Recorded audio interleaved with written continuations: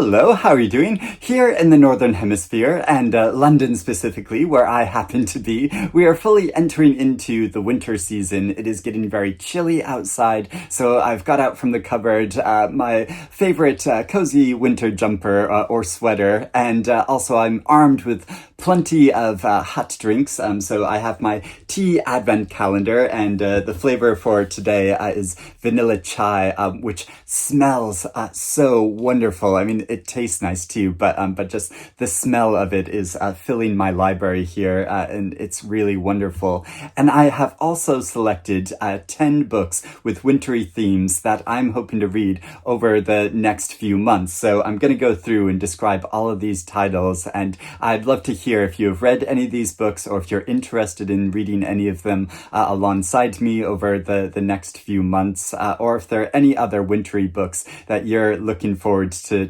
reading over this season. It's just a really nice tradition and thing of pairing your reading alongside the season. And so first off, there is a book that I just read with my online book club, which is Animal Life by the Icelandic author Audur Olafsdottir.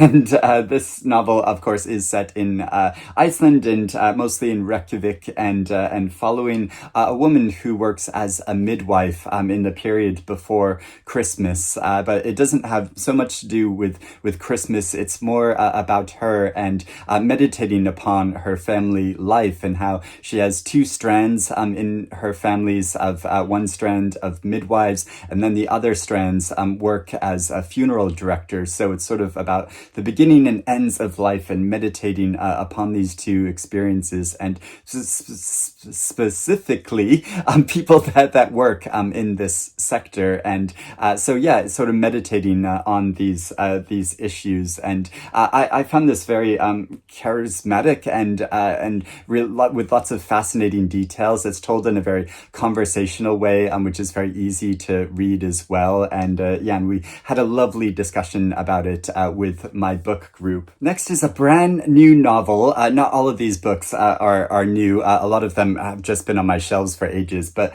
this is a new one that I really want to get to, and which is so appropriate for this time of year because it is set in December.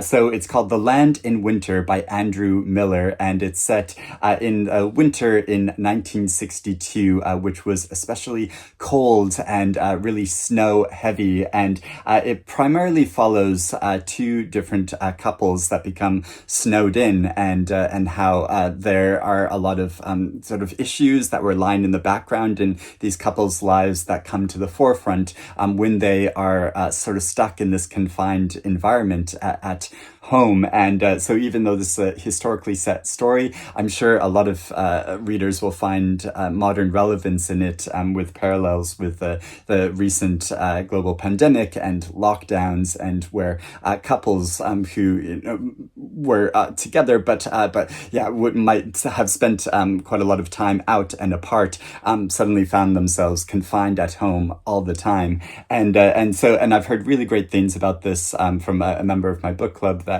really enjoyed it as well. And I don't think I've only read one Andrew Miller novel before, and have been wanting to read more by him. One of my favorite reads from the beginning of the year was The Northwoods by Daniel Mason, and I've been wanting to read more by this author. And a book of his that I've had on my shelf for years now is The Winter Soldier. So this is set in Vienna in 1914, and follows a young medical student and doctor who enlists in the war in World War I, because he's drawn to this romantic idea of working in surgery in the battlefield, but then of course is very soon introduced to the harsh realities and the terrible nature of these camps and war, and but also encounters a mysterious unconscious individual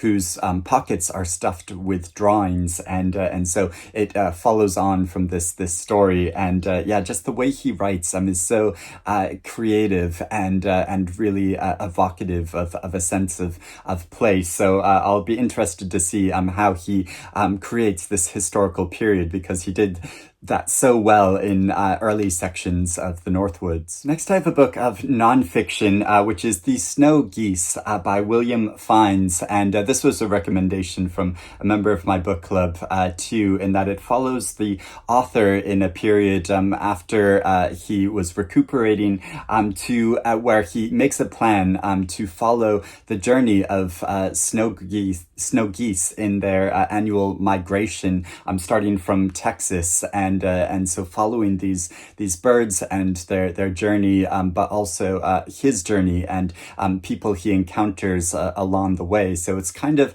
a travelogue, but also a meditation on nature and a kind of memoir. And it's just meant to be really beautifully written and reflective, which feels perfect for this time of year. A novel from about 8 years ago that I keep meaning to get to is Yuki-chan in Bronte Country by Mick Jackson. And this novel follows the titular character named Yuki, who has traveled to the UK to visit her sister, but she is also sort of retracing the path of a journey her mother took here a number of years ago, which includes a visit to the Bronte parsonage in Haworth, up in northern England, and so it's about going on that path and the wintry landscape of the moors that she finds there, and exploring this family history. But then it's about her own personal journey. And I went to Haworth and the Bronte parsonage a number of years ago, and it's such a wonderful and magical journey. If you ever get the opportunity to do it, and if you're a Bronte fan, I would highly recommend it. So I'm looking forward to fictionally traveling back there in this novel. The 11th Letter by Tomaszewski, and this novel is described as both a love story, a ghost story, and a murder mystery, because it follows a man in London who's a psychotherapist during a time of heavy snowfall, when he kind of gets he bunkers into his office because of the heavy snow outside, and a mysterious woman knocks on his door and asks to take shelter from the weather. So they are confined in this office, and she finds these tapes from a murder trial that took place in the 1980s, and they start listening to them, and he starts thinking over his involvement in this trial and reconsidering who was really guilty. So it's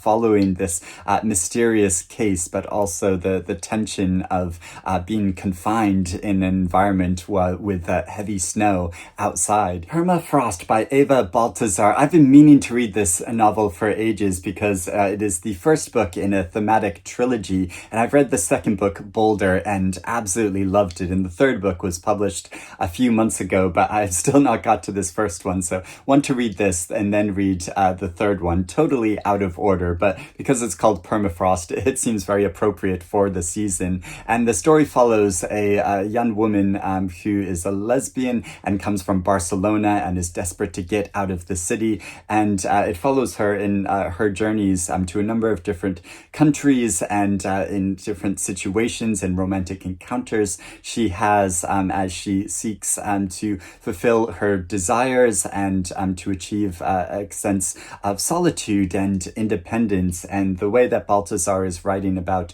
modern lesbian women kind of setting out in the world, I just think is so exciting, and her writing is very poetic and powerful. Stillicide by Cynan Jones. This is a novel from about 5 years ago, and it describes the world in a time of environmental catastrophe when water has become commodified, and there are plans to create a giant ice dock, but this will displace many people. So it follows their different stories and the state of the world, and so it sounds like a very timely story. One of my favorite books that I read a few months ago is Elif Shafak's new novel called There Are Rivers in the Sky, which you can see up on the shelf just here behind me. And in interviews, Elif Shafak has described how when we talk about in the climate change and environmental concerns, we're really talking about the concern for water, and how clean and safe water will become an increasingly scarce resource. So So I'm eager to read more fiction which focuses on this. Next is a novel that I happened upon when looking through my shelves the other day, and I can't remember why I bought it or who recommended it to me, but I'd never read it, and it sounds so fascinating. So it's called Cecil Dreeme by Theodore Winthrop, and it was originally published in 1861. It was posthumously published, but it is a Gothic novel, but also a queer novel. So to have a 19th century novel like this, yeah, it sounds so fascinating, and it follows the story of a young man who has returned to America after traveling abroad and settles in Manhattan in a boarding house where he meets a very charismatic and attractive painter named Cecil Dreeme. And so it follows them, their stories and their connections to each other and romantic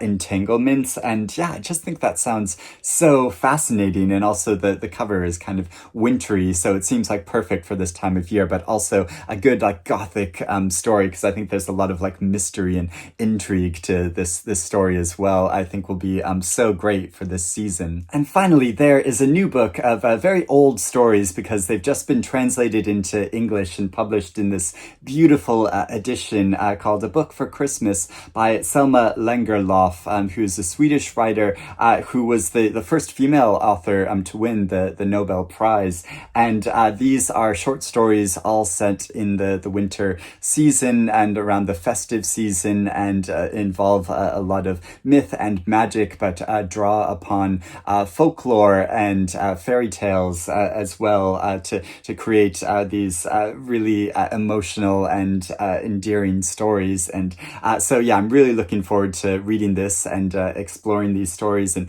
hopefully reading some aloud to my partner over the Christmas season, because that's something that we really enjoy doing. So I'm looking forward to reading this and the other books on this pile. But yes, I would love to know if you have read any of these books, or if you're interested in joining reading them with me, or if there are any other books for the winter season that you are looking forward to getting to. But I hope you're doing well and staying warm, and have a wonderful festive season, and I will speak to you again soon. Bye-bye.